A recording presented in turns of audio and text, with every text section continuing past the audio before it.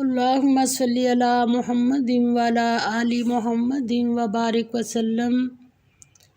تمام سننے والوں کو السلام علیکم۔ سورۃ النساء آیت نمبر 71 سے 76 تک۔ اس رکوع میں منافقین کے طرز عمل کا ذکر شروع ہو رہا ہے جو جنگ کے معاملہ سے تعلق رکھتا ہے۔ اعوذ باللہ من الشیطان الرجیم، بسم اللہ الرحمن الرحیم۔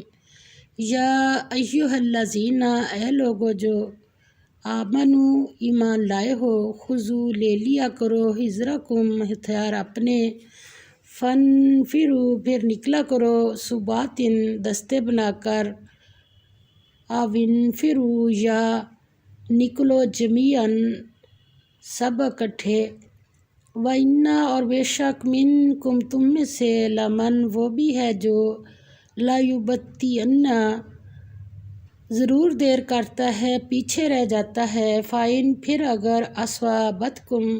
پہنچے تمہیں مصیبتٌ کوئی مصیبت، قولا کہتا ہے، قد تحقیق انعم انعام کیا، اللہ اللہ نے علیہ مجھ پر،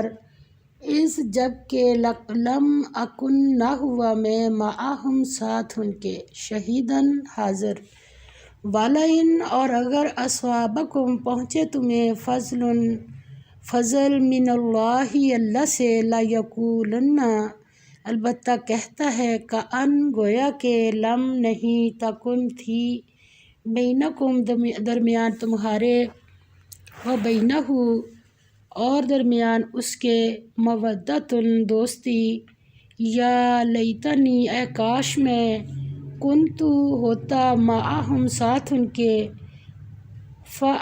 فأفوز پس کامیابی حاصل کرتا، فوزاً کامیابی، عظیما بڑی۔ فرمایا، اے مومنو جہاد کے لیے ہتھیار لے لیا کرو، پھر یا تو جماعت جماعت ہو کر نکلا کرو یا سب اکٹھے کوچ کیا کرو، اور تم میں کوئی ایسا بھی ہے کہ عمداً دیر لگاتا ہے، پھر اگر تم پر کوئی مصیبت پڑ جائے تو کہتا ہے کہ اللہ نے مجھ پر بڑی مہربانی کی کہ میں ان میں موجود نہ تھا، اور اگر اللہ تم پر فضل کرے تو اس طرح سے کہ گویا تم میں اور اس میں دوستی تھی ہی نہیں، افسوس کرتا اور کہتا ہے کہ کاش میں بھی ان کے ساتھ ہوتا تو مقصد عظیم حاصل کرتا۔ یہ خطاب مومنوں کے لیے ہے اور جنگ کے دوران میں یہ خطاب منافقوں کے لیے ہے اور جنگ کے دوران میں ان کے کردار کا ذکر کیا گیا ہے، یعنی ان میں سے کچھ لوگ ایسے ہیں جو دیدہ دانستہ اور حیلوں بہانوں سے جہاد پر نکلنے میں دیر کرتے ہیں اور پیچھے رہ جانے کی کوشش کرتے ہیں، پھر اگر اس سفر جہاد میں مسلمانوں کو کچھ تکلیف پہنچے تو بڑے خوش ہوتے ہیں اور کہتے ہیں کہ اللہ کا شکر ہے کہ میں پیچھے رہ گیا، ورنہ مجھے بھی وہی دکھ اٹھانا پڑتا جو دوسرے مسلمانوں نے اٹھایا ہے، اور اگر مسلمانوں کو فتح خوشی نصیب ہو اور غنیمت کا مال ہاتھ لگے تو حسرت سے کہتے ہیں کہ اگر ہم بھی ان میں شامل ہوتے تو ہمارا بھی کام بن جاتا، اور یہ جملہ وہ اس انداز سے ادا کرتے ہیں جیسے پہلے ان کا اور مسلمانوں کا کوئی تعلق تھا ہی نہیں، اور ان دونوں صورتوں میں انہیں محض دنیوی تکلیف اور دنیوی مفادات ہی کا احساس ہوتا ہے، اخروی زندگی یا رضائے الہی سے انہیں کبھی غرض نہیں ہوتی، اور یہی ان کے منافق ہونے اور اللہ اور آخرت پر ایمان نہ رکھنے کی دلیل ہے۔ یہ اللہ تعالیٰ ہمیں کیوں سنوا رہا ہے؟ دیکھیں، یہ کوئی کسی کو کہہ نہیں سکتا منافق، مگر یہ اللہ تعالیٰ نے بتا دیا کہ یہ منافقت کی نشانیاں ہیں۔ آگے فرمایا،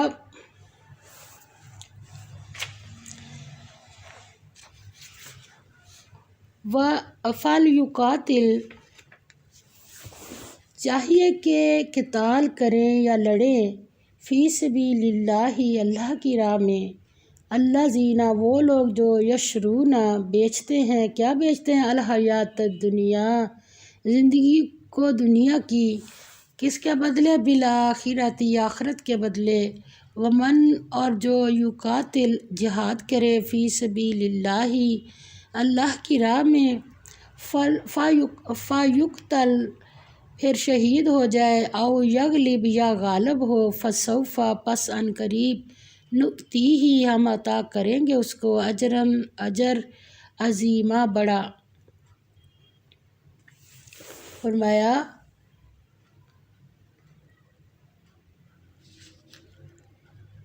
تو جو لوگ آخرت کو خریدتے اور اس کے بدلے دنیا کی زندگی کو بیچنا چاہتے ہیں، ان کو چاہیے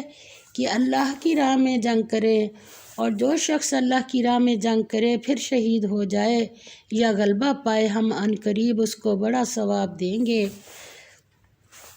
سیدنا ابو موسیٰ رضی اللہ تعالیٰ عنہ سے بیان کرتے ہیں کہ ایک شخص رسول اللہ صلی اللہ علیہ وسلم کے پاس آیا اور کہا، کوئی آدمی مال غنیمت کے لیے لڑتا ہے، کوئی شہرت اور ناموری کے لیے لڑتا ہے، اور کوئی اپنی بہادری دکھانے کے لیے لڑتا ہے، تو ان میں سے کون ہے جو اللہ کے راستے میں لڑنے والا ہوگا؟ رسول اللہ صلی اللہ علیہ وسلم نے فرمایا، جو اس لیے لڑتا ہے کہ اللہ کا کلمہ بلند ہو، پس وہی اللہ کے راستے میں لڑتا ہے۔ یہ بخاری کی حدیث ہے۔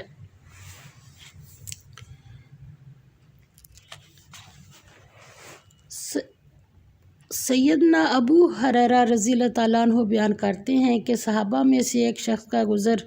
ایک گھاٹی سے ہوا جہاں ٹھنڈے پانی کا ایک چشمہ بہتا تھا۔ اس نے سوچا، کیوں نہ میں لوگوں سے الگ تھلگ یہاں ٹھہر جاؤں اور اللہ کی عبادت کروں۔ پھر سوچا، لیکن یہ کام اس وقت تک نہیں کروں گا جب تک رسول اللہ صلی اللہ علیہ وسلم سے اجازت نہ لے لوں۔ اس نے سارا ماجرا رسول اللہ صلی اللہ علیہ وسلم سے بیان کیا، تو آپ صلی اللہ علیہ وسلم نے فرمایا، ایسا نہ کرنا، بے شک تم میں سے کسی کا جہاد فی سبیل اللہ میں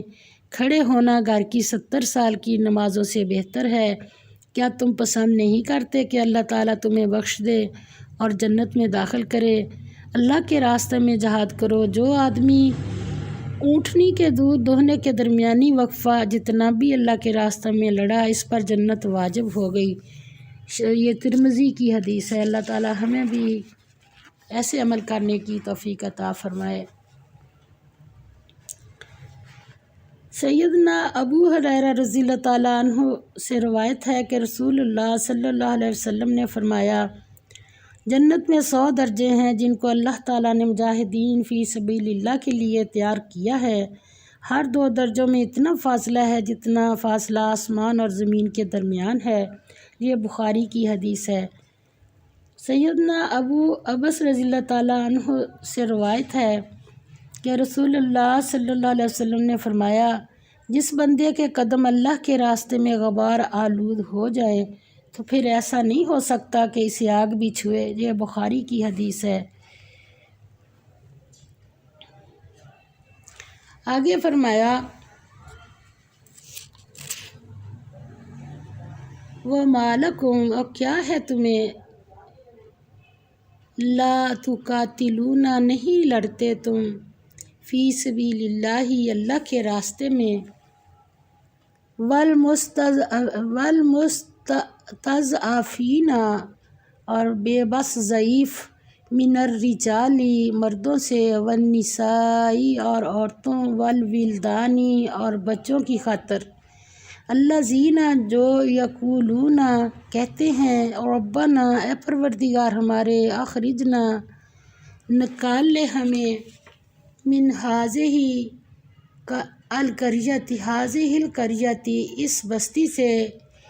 الظالم، ظالم ہیں، اہلھا، رہنے والے جس کے، وجل، اور بنا دے، لنا، ہمارے لیے، من لدنا، اپنے پاس سے، من لدنکا، اپنی طرف سے، ولیًا، حامی، وجل، اور بنا دے، لنا، ہمارے لیے، من لدنکا، طرف سے اپنی، نصیرا، مددگار، الذین، جو آمنوا، ایمان لائے، یقاتلون، وہ جہاد کرتے ہیں، فی سبیل اللہ، اللہ کی راہ میں، والذین، اور جو لوگ کفروا، کافر ہیں، یقاتلون، وہ لڑتے ہیں، فی سبیل اللہ، فی سبیل، راہ میں، الطاغوت، شیطان کی، فقاتلوا، پس تم جنگ کرو، اولیاء الشیطان، مددگاروں سے شیطان کے، انا بے شک قیدا چال الشیطانی شیطان کی، کانا ہے ضعیفہ کمزور۔ فرمایا اور تم کو کیا ہوا کہ اللہ کی راہ میں اور ان بے بس مردوں اور عورتوں اور بچوں کی خاطر نہیں لڑتے جو دعائیں کیا کرتے ہیں کہ اے پروردگار اس شہر میں جس کے رہنے والے ظالم ہیں نکال کر کہیں اور لے جا، اور اپنی طرف سے کسی کو ہمارا حامی اور مددگار ہمارا مددگار بنا دے۔ جو مومن ہیں وہ تو اللہ کے لیے لڑتے ہیں اور جو کافر ہیں وہ بتوں کے لیے لڑتے ہیں، سو تم شیطان کے مددگاروں سے لڑو اور ڈرو مت، کیونکہ شیطان کا داؤ بودا ہوتا ہے، ناکام ہوتا ہے۔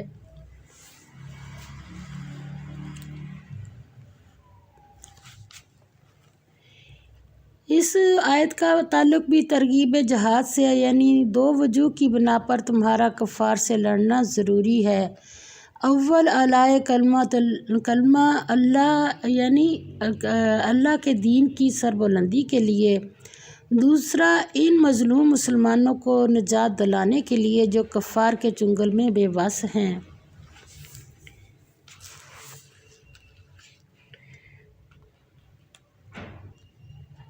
سیدنا عبداللہ بن عمر رضی اللہ تعالیٰ عنہ بیان کرتے ہیں کہ رسول اللہ صلی اللہ علیہ وسلم نے فرمایا،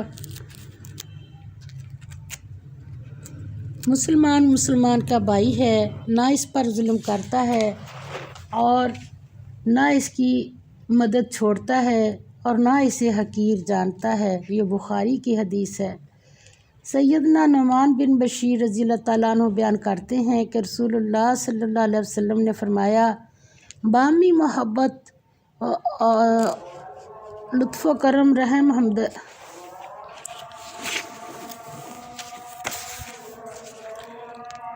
وآخر دعوانا الحمد للہ رب العالمین، آمین یا رب العالمین۔